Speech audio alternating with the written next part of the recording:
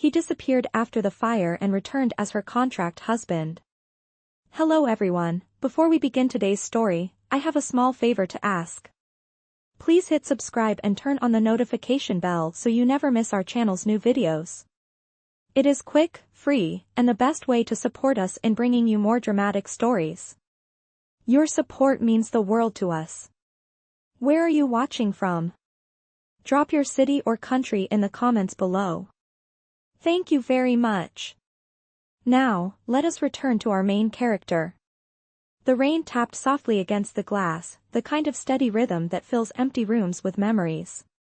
Maya Evans sat in the dim light of her small apartment, a stack of unpaid hospital bills spread across her table. Her fingers brushed the edge of a faded photograph, her parents smiling in front of their old art studio.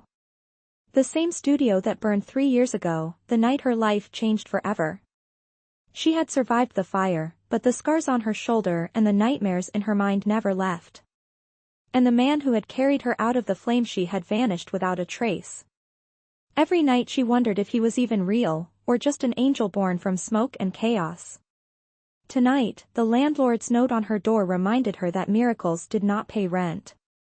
She needed a new job, a new chance, anything to pull her back to life. That was when the knock came. Firm. Measured. When she opened the door, a man stood in the hallway, rain dripping from his coat. He was tall, composed, his gray eyes steady but unreadable. "Miss Evans?" he asked, his voice slow and calm. "My name is Dr. Adrian Cole." The name hit her like a jolt. She had heard it before. He was the young medical entrepreneur behind Cole Foundation, the one funding rehabilitation centers for trauma survivors. "I know this is unexpected," he said, stepping closer. "But I have a proposal for you." Maya blinked, clutching the edge of the door. "A proposal?" "Yes. I need someone to act as my wife for the next 3 months." The words hung in the air, absurd, unreal. "What?" she breathed, half laughing. "You cannot be serious." His gaze did not waver. "I am. It is a contractual arrangement.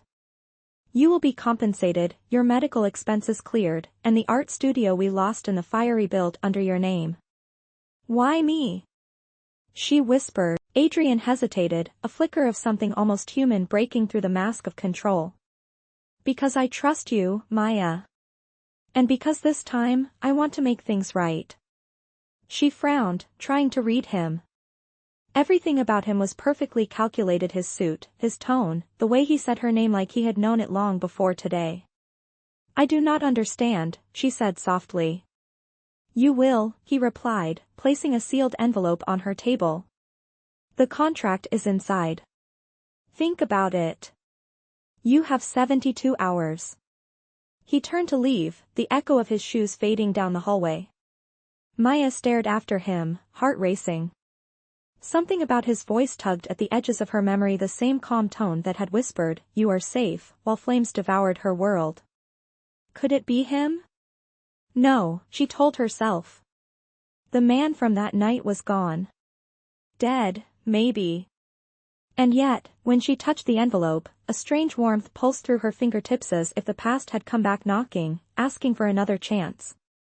The next morning, the envelope still sat on Maya's kitchen table, sealed and untouched. Sunlight cut through the blinds, slicing the air with thin golden lines, but the warmth could not chase away the unease in her chest. She had spent most of the night turning the words over in her mind. A contract marriage. 3 months. A chance to rebuild everything she had lost. And a man who spoke like he already knew her pain. Finally, she tore it open. The papers were printed on heavy cream stock, stamped with the Cole Foundation insignia. Every clause was meticulous: confidentiality, duration, compensation, and the unmistakable line that made her pause. The relationship shall remain professional. No emotional entanglements. Maya let out a shaky laugh. That should have been comforting, but somehow it stung. By noon, she was standing outside the towering glass building of Cole Medical Holdings, clutching the file in her hands. The reflection in the glass doors showed a woman trying to look composed, but her heart beat like a trapped bird. The receptionist smiled politely and guided her to the top floor. When the elevator doors slid open, Adrian was already waiting. He wore the same calm mask, but his eyes flicked to her like he had been counting the minutes. "Miss Evans," he greeted, gesturing toward the sleek office behind him. "Please, come in." The room smelled faintly of antiseptic and coffee. On the wall hung photographs of hospitals, orphanages, and art programs funded by his foundation. Her gaze caught on one Imagia children's art therapy class with the caption, "Healing Through Creation." Her throat tightened. That had once been her dream. "You read the contract?" Adrian asked. She nodded. "Every line." "And?" "It is the strangest job offer I have ever received," she said honestly. He gave a faint smile, almost invisible. "That makes two of us." He poured her a glass of water, then leaned against the desk. "You should know, this arrangement is not about appearances. It is about trust. My foundation is under review. A family-oriented image will keep several projects alive. In return, you will have financial freedom and your studio back. It is business, nothing more." "You keep saying that," Maya murmured. "Business. Because it is safer that way," he replied quietly. Silence filled the room, thick but not hostile. She could hear the hum of the city far below, the muted rhythm of a world still moving forward. Finally, she asked, "When do we start?"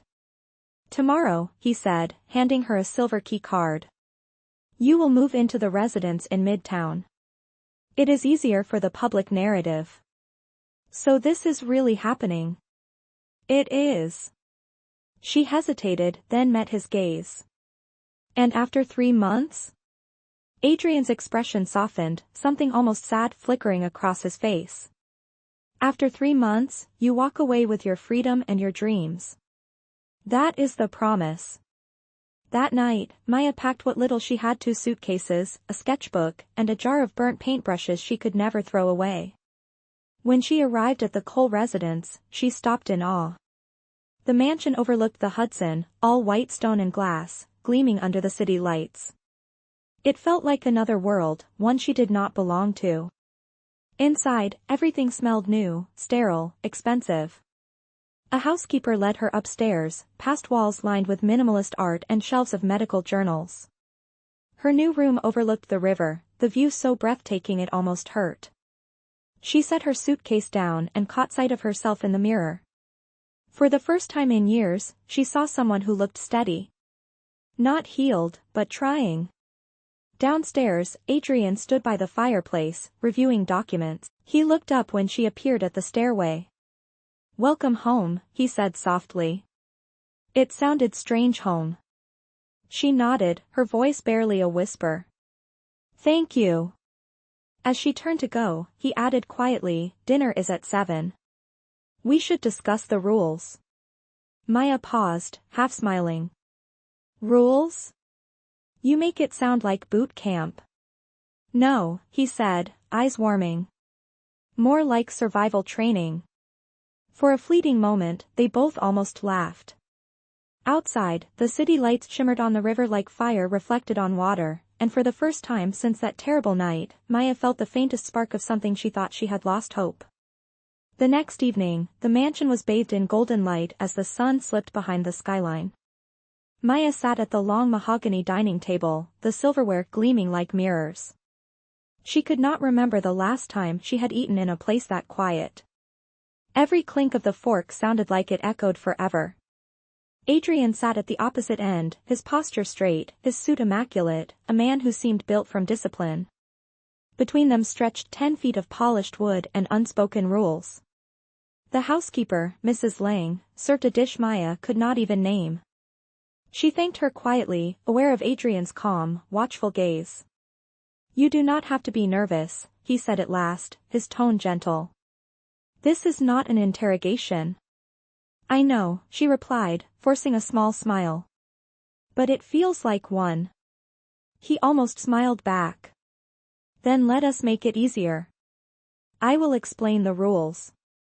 She nodded. Rule 1, he began, we maintain professionalism in public. We will appear close enough for the media to believe the story, but not too close to make it gossip. Rule 2, your comfort comes first. If anything feels wrong, you tell me. And Rule 3, no emotional entanglements. This is a contract, not a commitment.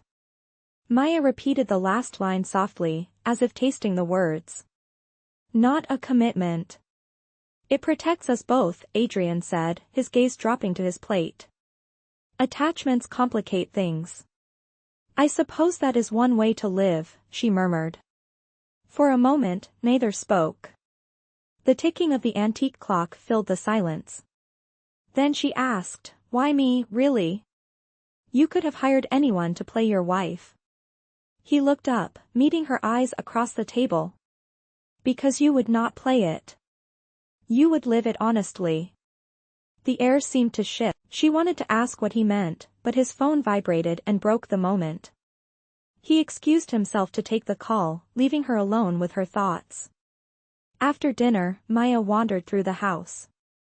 Every room was coldly perfect, clean lines, glass, silence.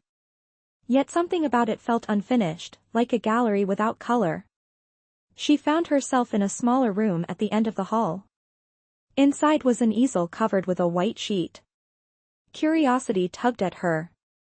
She lifted the cloth and froze. A half-finished painting stood before her, a woman surrounded by smoke, her face blurred, reaching toward the light. The brushstrokes were raw, desperate. It looked like her. She stepped closer, fingertips trembling above the canvas. That was not meant to be seen, a voice said behind her. She spun around. Adrian stood at the doorway, shadows cutting across his face. You painted this, she whispered. I used to paint, he said quietly. It helped me process loss. Whose loss? He hesitated, then answered, a woman I could not save. His voice carried a weight that made her chest tighten. The fire, she asked, almost afraid to breathe. He met her eyes for a long moment, then turned away. You should get some rest, Maya. Tomorrow, the foundation will announce our marriage publicly. The press will be relentless. She wanted to press further, to ask what he meant by could not save, but something in his expression stopped her. It was not coldness, it was pain.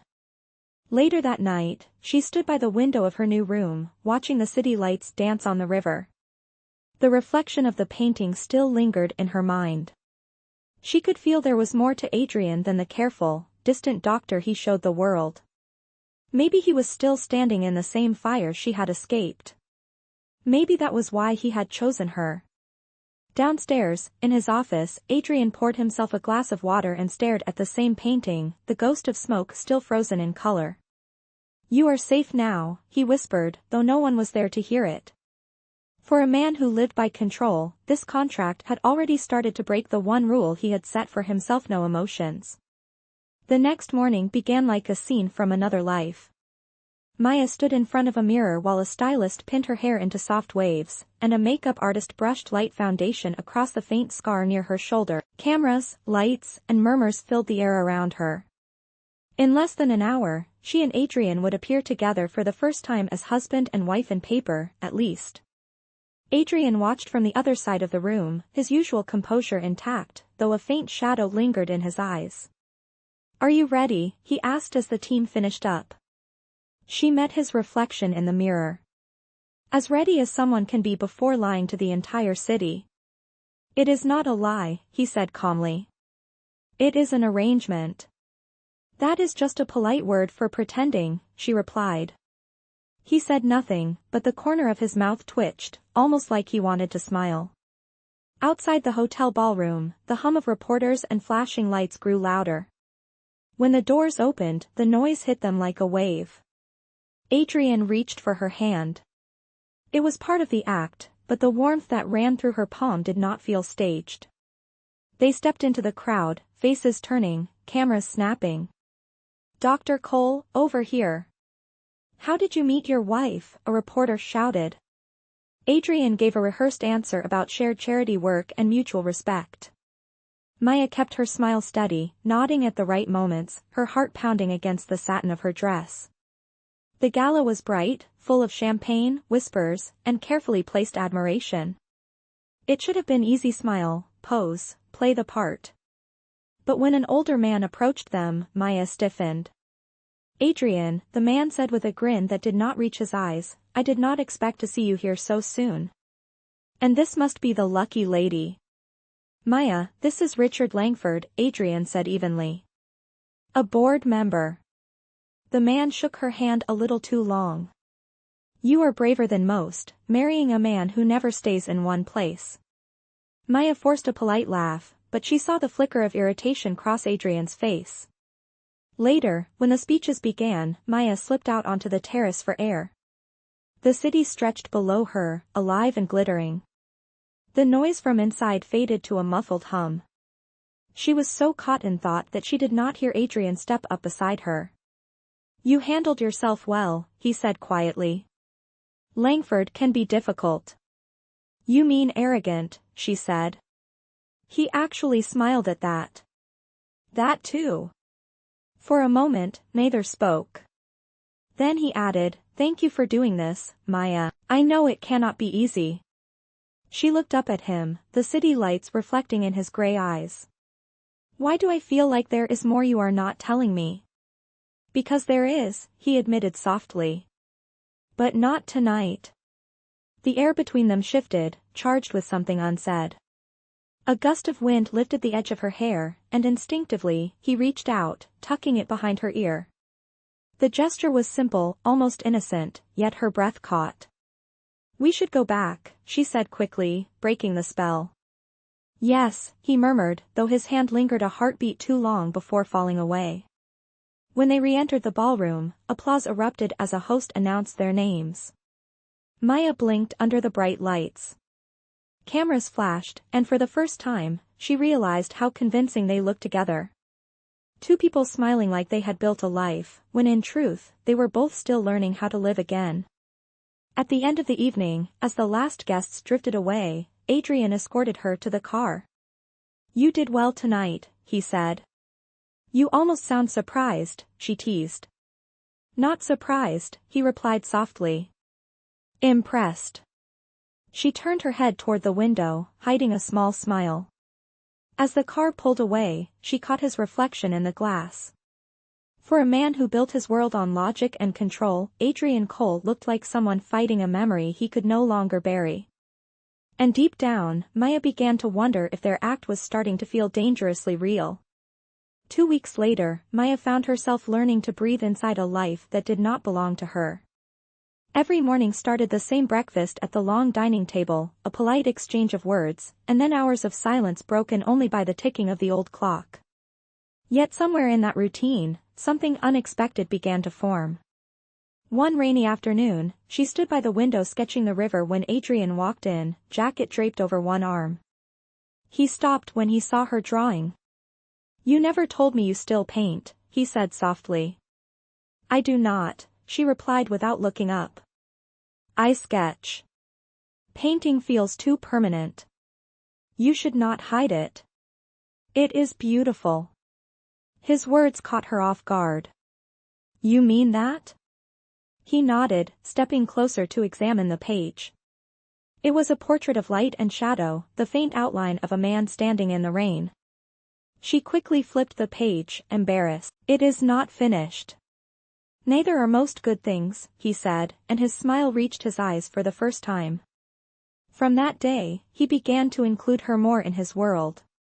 He took her to charity events, hospital visits, and board meetings where she listened quietly, trying to absorb the strange new rhythm of his life. She watched how he commanded a room, precise and calm, yet softened whenever he spoke to patients or children.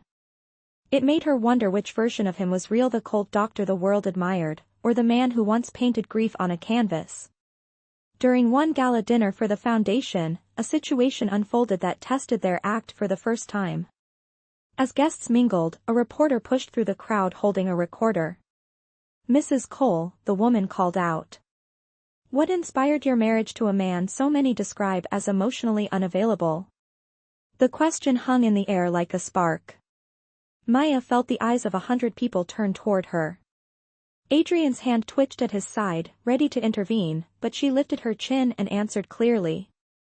Because I saw something in him that others missed, she said.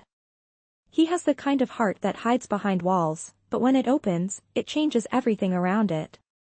The room went still.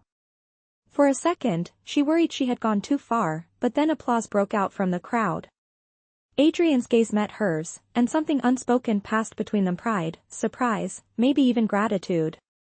When they returned home that night, he stopped her at the door. You did not have to defend me, he said quietly. I was not defending you, she replied. I was telling the truth. For a long moment, neither moved. The air between them carried the faint scent of rain and roses from the garden outside. Maya, he said at last, his voice low, you make this look more real than I ever intended. She smiled faintly. Maybe that is because pretending has never been my strength. He looked like he wanted to say something more, but instead, he stepped back. Good night, he murmured, turning away. That night, Maya lay awake listening to the steady rhythm of rain against the windows. For the first time in years, she felt something inside her begin to thaw. The walls she had built around her heart were no longer as strong as they used to be. Down the hall, Adrian sat at his desk staring at the same contract that had brought them together. The ink on the paper had not changed, but the meaning had. What began as an act of convenience now carried weight he had not prepared for. He traced her signature with his thumb and whispered to the empty room, this was supposed to be simple. Outside, thunder rolled over the city, and somewhere in the space between duty and emotion, both of them began to realize that the fire they had survived was not the only one capable of changing their lives forever. It was late when Maya found Adrian standing alone on the rooftop terrace, the city stretching below like a sea of scattered stars. He was still in his suit, his tie loosened, the night wind tugging at his hair. She hesitated in the doorway before stepping closer. You are going to freeze out here, she said softly. He turned, startled, then gave a faint smile. I could say the same about you. She joined him at the railing. The air was cold, crisp, smelling faintly of rain and steel. For a while, neither spoke. The hum of traffic below filled the silence. You did not come up here for small talk, he said eventually. No, she admitted. I came because you have been different lately. Distant. He exhaled, the sound almost a sigh. It is easier that way. For who? She asked quietly. His jaw tightened, but when he finally spoke, his voice carried something fragile beneath the control. There are things about me you do not know, Maya. Things that would change how you see me. She turned to face him fully. Try me. He looked away toward the skyline, his eyes reflecting the city lights. 3 years ago, I was not just a doctor. I was part of a private emergency response team. We were called to a fire downtown, the one that destroyed your studio. Her breath caught. You were there. He nodded slowly. I was the one who carried you out. But in the process, I lost one of my men. My best friend. I tried to go back for him, but the ceiling collapsed. He died because I made the wrong call. Maya's throat tightened. That was not your fault. It feels like it was, he said. After that night, I left the field. I thought if I saved enough people from a distance through research, through the foundation, it would balance the scale. But it never did. She reached for his hand, and for the first time, he did not pull away. You saved my life, she whispered. You did not fail. His fingers curled around hers, their hands trembling between them. I thought I had buried that night, he said. But then I saw you again, standing in the rain outside my office, and I knew fate was mocking me. Or giving you another chance, she said. The wind blew harder, carrying the faint scent of river water and jasmine from the garden below. He looked at her, then really looked, and something inside him broke. Maya, he said, voice rough, this was supposed to be a contract. No emotion. No lines crossed. And yet here we are, she whispered. He gave a small, helpless laugh. Here we are. They stood in silence, their hands still joined, the city roaring beneath them. For a moment, it felt like the world had narrowed to just the two of them, two souls scarred by the same fire, finally finding warmth again. Then, as if reality remembered itself, Adrian stepped back, breaking the contact. We should go inside, he said quietly. Tomorrow is the annual board meeting. The press will be there. We need to stay composed. Maya nodded, though her chest ached. Of course, Dr. Cole. He winced at the title. Do not call me that, he said softly. Not tonight. When she looked up again, his expression was unreadable, half apology, half longing. She turned toward the door, pausing once to glance back. Good night, Adrian. He stood there watching her go, the night pressing heavy against his shoulders. When she disappeared from sight, he whispered to the empty air, Good night, Maya, and for the first time since the fire, he felt both broken and whole. Downstairs, the lights of the mansion flickered out one by one until only the rooftop glow remained, two hearts unknowingly standing at the edge of something neither contract nor rule could contain. The following morning, the mansion was already alive with movement. Assistants rushed in and out carrying folders and camera equipment for the annual board meeting. The Cole Foundation was about to present its largest community health initiative yet, and the media buzzed with excitement. Maya stood near the grand staircase, adjusting the simple pearl earrings Adrian had insisted she wear. They were elegant, understated, like everything he chose. When he appeared at the top of the stairs, dressed in a charcoal suit and blue tie, she felt the air shift. He looked calm, untouchable, but she knew what hid behind that mask. He offered his arm as they walked toward the waiting car. Ready? He asked. For the performance or the press? She teased. Both, he said with a faint smile. The meeting began smoothly. Reporters filled the hall, cameras flashed, and Adrian spoke with the steady confidence that had built his empire. Maya sat beside him, answering polite questions about their supposed marriage and their joint support for rehabilitation art therapy. Everything was perfect until a voice from the back of the room cut through the applause. Mr. Cole, the man called, holding up a folder, is it true that the woman sitting next to you was once a patient in your trauma program and that you used foundation resources for personal reasons? The room went silent. Maya froze. Adrian's expression did not change, but a muscle tightened in his jaw. That is false, he said firmly. Our relationship has always been transparent. The man smirked. Then you will not mind if we publish the leaked documents showing her medical files signed under your authorization? Gasps rippled through the audience. Cameras zoomed in, flashes bursting like lightning. Adrian stood, his voice steady but cold. Those documents were stolen and manipulated. This session is over. Security moved forward, but the damage was done. Reporters swarmed, shouting questions. Maya felt the heat of humiliation crawl up her neck. By the time they reached the car, her hands were trembling. Adrian, what was that? She whispered. He rubbed his temples. Someone inside the foundation leaked it. They want to undermine the board's vote next week. And me being your fake wife just made it easier, she said bitterly. He turned to her, his voice heavy. You did nothing wrong. But it looks like I did, she said. To everyone watching, I am just another woman who traded her dignity for comfort.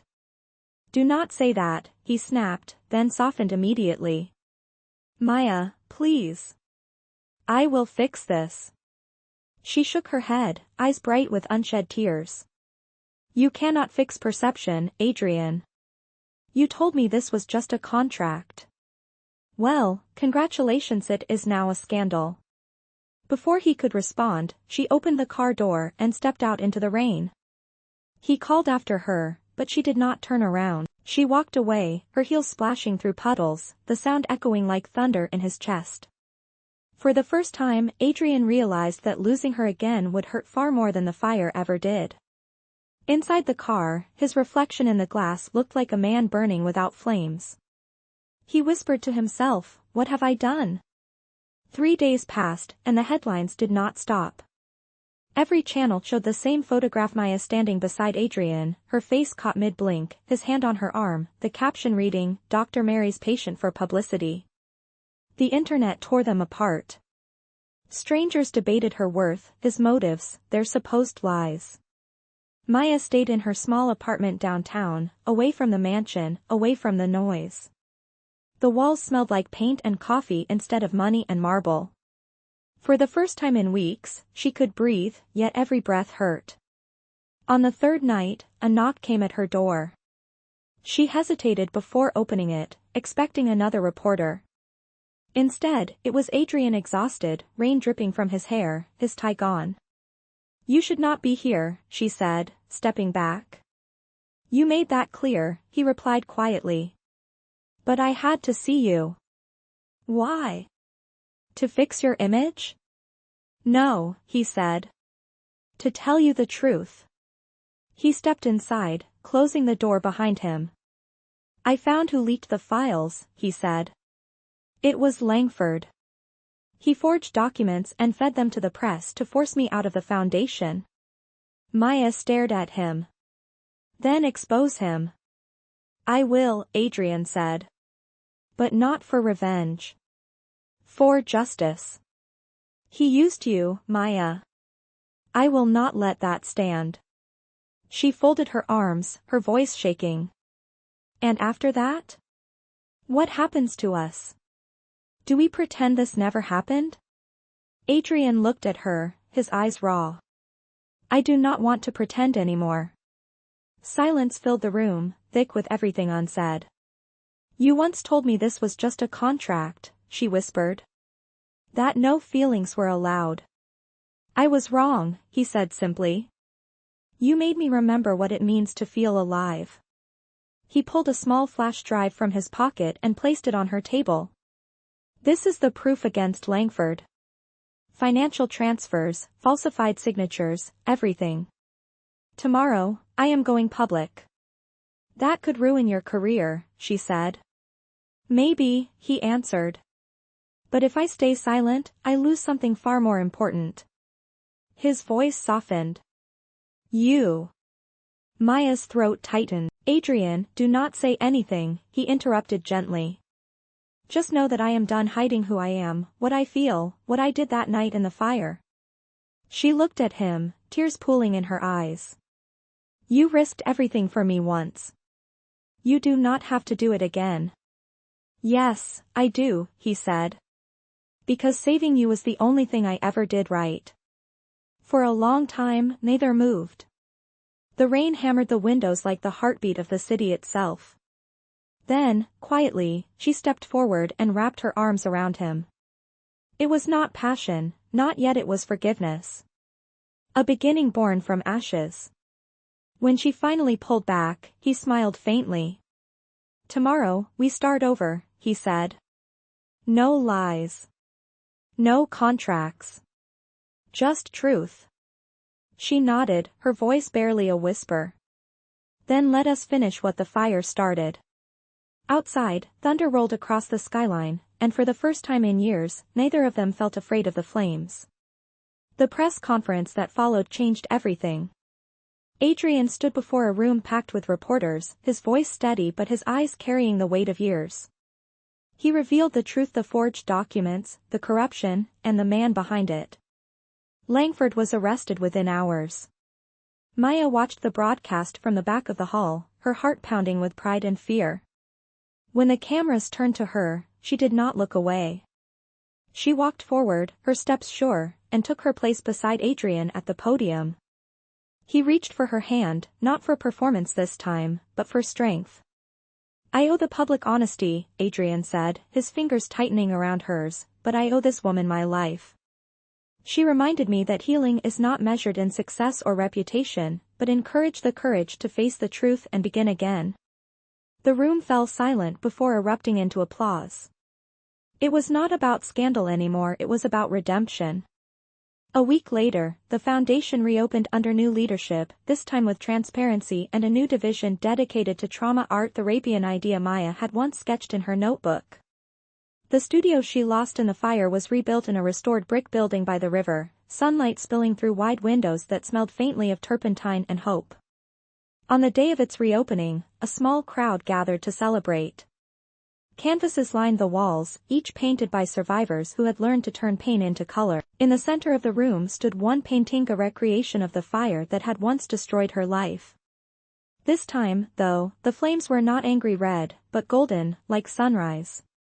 Adrian stepped beside her, his hand brushing hers. "You did it," he said softly. She smiled. "We did it." He took a deep breath, reached into his coat, and pulled out a small velvet box. "There is one thing left to make official," he said.